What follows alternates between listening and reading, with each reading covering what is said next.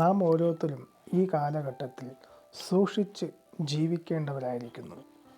പലപ്പോഴും നാം സൂക്ഷിക്കപ്പെടാതെ പോകുന്ന മേഖലകളാണ് നമ്മുടെ വാക്കുകൾ. നാവ് കൊണ്ട് പാപം ചെയ്യുമ്പോൾ ആ വാക്കുകളിലൂടെ ദൈവത്തിന് അപമാനമുണ്ടാകാതിരിക്കാൻ നാം ഓരോരുത്തരും സൂക്ഷിക്കപ്പെടേണ്ടതാണ്.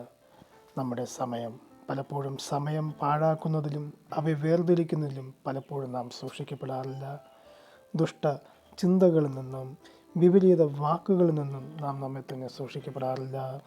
അവസരങ്ങളൊക്കെ നാം സൂക്ഷിക്കപ്പെടാതെ പോകുന്നൊരു കാലഘട്ടമാണ്. പലപ്പോഴും നമ്മുടെ അവസരങ്ങൾ നഷ്ടപ്പെട്ടു പോകുന്നു. എങ്കിലും നമ്മെ സകലത്തിലും വഴി നടത്തുന്ന നിത്യനായ ദൈവമാകുന്ന കർത്താവായ യേശു ക്രിസ്തുവിൻ്റെ നാമത്തിൽ നമ്മെ അനുദിനം സൂക്ഷിക്കപ്പെടുമാറാകട്ടെ. ആമേൻ.